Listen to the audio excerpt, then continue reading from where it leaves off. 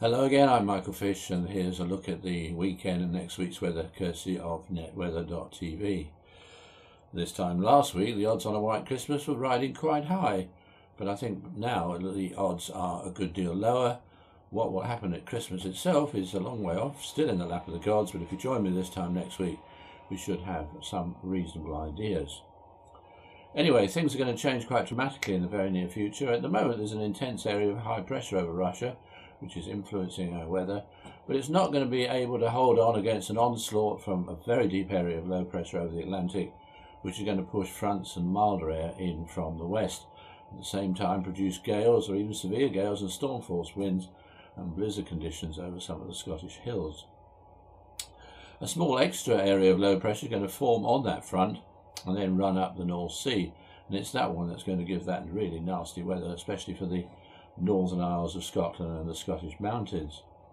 Now both those lows will settle down to the north and northwest of Scotland, continuing to give us a strong southwesterly flow for a few days, and then the old low swings southeastwards across the United Kingdom, while the whole system sort of dumbbells and eventually fills.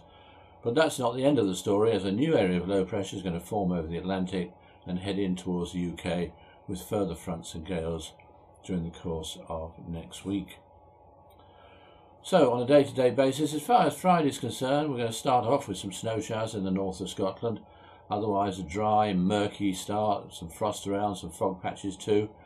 But heavy rain and gales will already be across Ireland and into the southwest of England, and this band of heavy rain will move northeastwards during the course of the day, preceded by some snow in places, more particularly over northern hills, but as far as Scotland is concerned, not exclusively so.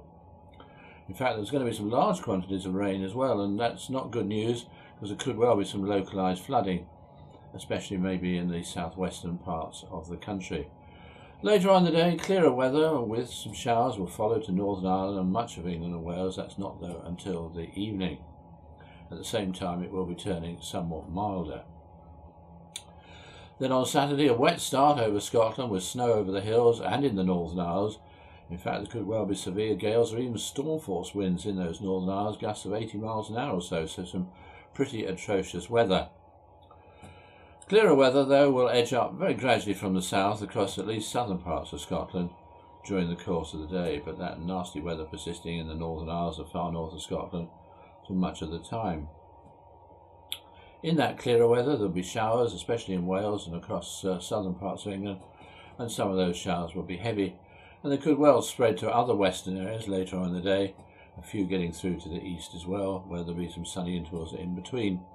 It should be a milder day, although of course in the strong winds and with the showers not necessarily feeling all that mild. Then on Sunday the rain and snow will clear from the Northern Isles, and then there'll be sunny intervals and showers just about everywhere. The showers heaviest and most frequent in the west, not so many getting through to eastern parts of the country. It is going to be a windy day and temperatures around normal for the time of year. That doesn't prevent just a touch of local frost in sheltered spots. On Monday, still windy with sunny intervals and showers, some of them heavy. Again, the most frequent ones in the west, not so many in the east. Some local frost, but otherwise normal temperatures.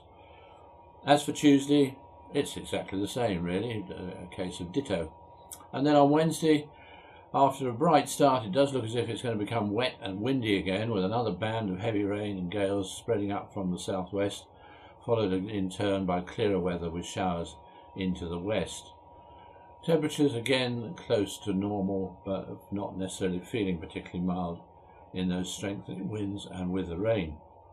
And then for the latter part of the week, it looks like staying unsettled, often windy, and there'll be showers or longer outbreaks of rain, with temperatures remaining around normal, but still some sunny intervals by day and touches of frost by night. Well, that's all from me for the time being. As I said, join me this time next week and we'll have a look at the Christmas weather. But for now, enjoy yourselves and I'll see you next week. Goodbye for now.